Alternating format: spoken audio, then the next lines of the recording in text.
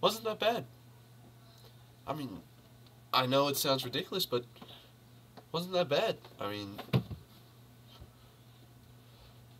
okay, so, um, it's of course, Ed Burton here, and I'm doing Return of the Killer Tomatoes, which wasn't that bad. I mean, sure, it sucked, but it didn't suck by,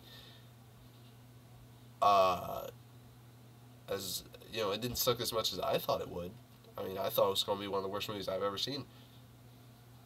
I mean, it wasn't up there with movies like Young Frankenstein in like comedy realm of being amazing, but it wasn't terrible. I mean, I think I've been owning you, no, New Star, for the past couple of reviews now. I mean, you know, The Room, Howard the Duck. I've been like owning you, but I have another review for you that is a bad movie, terrible movie, believe me, and it's from the '80s and it's on Netflix. So once I'm done this review, then stay tuned for the next movie. Okay, so Return of the Killer Tomatoes is the sequel to the camp movie Attack of the Killer Tomatoes, which again wasn't a terrible movie. I mean, it sucked, but it wasn't terrible. So it's about just these boring characters, just what kind of happens after Attack of the Killer Tomatoes. This character wants to go out with this other girl. This guy wants to go out with this girl, and she is secretly a tomato. And you know, George Clooney's in it. That how? I mean, I'm sure it's the '80s, but it just feels so weird now to see George Clooney in this movie after seeing him in amazing films like The Descendants and Up in the Air and uh, Ides of March even. Uh, Good Night and Good Luck, but I digress. Okay, so it's as you can tell by my brief summary, it's not very memorable. It's not memorable at all. It's very forgettable. So okay, so let's go through the good. I have my notes here. On the back is my list of bad movies, if you can see. Look at all that. Look at all that. Look at all that, New Star. Ah, how do you feel? Yeah. But now this is actually just notes that I've been doing for future projects for the YouTube channel. So stay tuned for that. But this is actually my real list right here of bad movies. Bad movies, all right here. One crossed off. I digress. Okay, so let's go through the good of Return of the Killer Tomatoes. Okay, so the opening host segment was pretty enjoyable, even though it was only for like 5 seconds. I kind of enjoyed it. I mean, it was downplayed, but I really think they could have done a lot more with that. Kind of like keep on switching to keep the fourth wall jokes alive, because when they do fourth wall jokes, it's kind of out of place because they're so uh, they're so limited. They're so downplayed to where if you see one in the movie, they're out of place and they don't fit in with the movie. There's like 3. They could have done more of that. But the opening host segment, that was pretty funny. And it was clever for the '80s, but again, they just didn't take advantage of it. Um, the writers were actually smart enough to handle something stupid in a stupid way. That's very hard to do when you think about it. I mean, you have to think stupid to handle something stupid. You really have to think stupid here. And these writers are probably the best at thinking stupid. Hats off to you for being stupid. Awesome job. Uh, I did like the character, the crazy doctor character. Again, I don't know these names. It's very forgettable. It's a very forgettable movie. But the opening with the crazy doctor, that was pretty cool. I did enjoy that character. Every time I saw that character, he's just so over the top and so hammy. He reminds me a lot of the Dean from the Jerry Lewis movie, the Nutty Professor. That's immediately what I thought of. Um, I like how they're handling this tomato thing with tomatoes are against the law, and tomatoes, they're like prejudiced to tomatoes.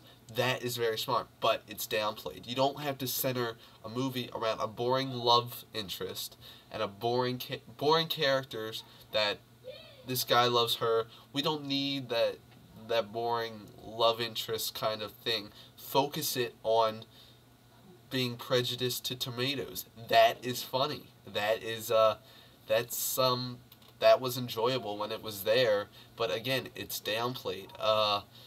While it was enjoyable when it was there, it just wasn't used to its advantage. I mean, you could center a whole movie around that, but you see it a couple times on the news and maybe referenced, but it's not really the main focus. Um, the love interest, the love romance story between the guy and the girl is the main focus. That was boring, unbelievably boring. Well, not boring, but just not interesting. Boring. Yeah. Okay. uh, okay. So that's really it for the good. I mean, like I said, it doesn't suck, but that's it for the good. Um, Now onto the bad. A lot of bad. It's very obvious, forced, unfunny, predictable, lazy comedy. Comedy sucked. Uh,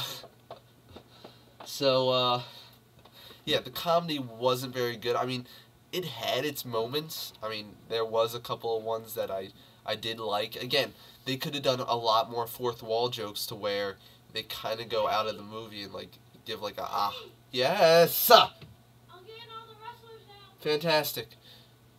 Sorry, that was my brother. But yeah, he does this a lot. But I digress. I'm too lazy to start over. I mean, I'm 7 minutes in. I'm not gonna start over and do this again. But anyway, obvious, predictable, unfunny, kind of lazy comedy. I mean, when it worked, I guess it had its moments to where it worked, but it was so rare. You know, it was rare. It wasn't really memorable either. All this comedy I've seen in other 80s and 70s movies, and 90s movies, and 2000s movies. It's very dated. It's very out of date. So, you know, and I wish they did more fourth wall jokes. I mean, I like those kind of jokes where, you know, if they fit in with the movie. If you have something stupid like Return of the Killer Tomatoes, then handle it in a stupid way like they were. Why not put in more fourth wall jokes? I liked it. I like the fourth wall jokes. The opening musical number was like, I mean, it really was. It was just like, how can I get out of this realm of assness right here? I mean, it's just terrible. How is George Clooney in this movie? I like George Clooney in this movie. I actually liked him. Why is he in this movie? I mean, I know it's 1985 or 86, whatever it may be. I get that. But God, seeing him here and I mean, Batman and Robin was bad. But after seeing him in great movies like Ides of March and Good Night and Good Luck and The Descendants and even The American and, and Up in the Air and all those good movies, great movies, except The American, which was an okay movie, but I digress. Just seeing him here is so out of place, and George Clooney was very good in this movie. I enjoyed him. His character is very one-dimensional, not very interesting, but he brings something to that character that just makes it interesting. He was better in this than he was in Batman and Robin, which is saying a lot. But, okay, so, there's not much else to this movie, honestly. It's not very memorable. It's very lazy with the comedy. The characters aren't very interesting. The actors are very hammy, very over the top with their characters, which makes the characters more fun to watch because you got actors playing them in such an over the top, cheesy, corny, hammy way, and that fit. seeing, you know, this kind of acting in this kind of movie, it fit well and it works in this movie. Seeing, take two, seeing, take, damn it, take three. Seeing acting like this in this kind of movie fits in well and it works and it really does. So, final consensus, maybe 4.5 out of 10 stars. I mean, there were some good things, just the bad outweighs the good. But yeah, that's my final consensus. I mean, New Star, come on. I mean, really? This is all you got for me? I mean, you gotta help me out here. I mean, the next movie you give me, I'm gonna give you a movie here, but after you're done reviewing this movie, I need a really bad movie. One where I just want to get out the gun and just end it. Shoot my TV. I need that movie, New Star. You gotta give me that movie. So, when you review my movie that I'm asking you to review, I expect a bad movie. Please. So, alright. So, my movie, it's on Netflix. It is on Netflix. It's called Killer Klowns in Outer Space. Killer Klowns with a K. Klowns. Killer Klowns in Outer Space. And they can't even spell clowns right, so you know how it's gonna go. You know how this movie is already.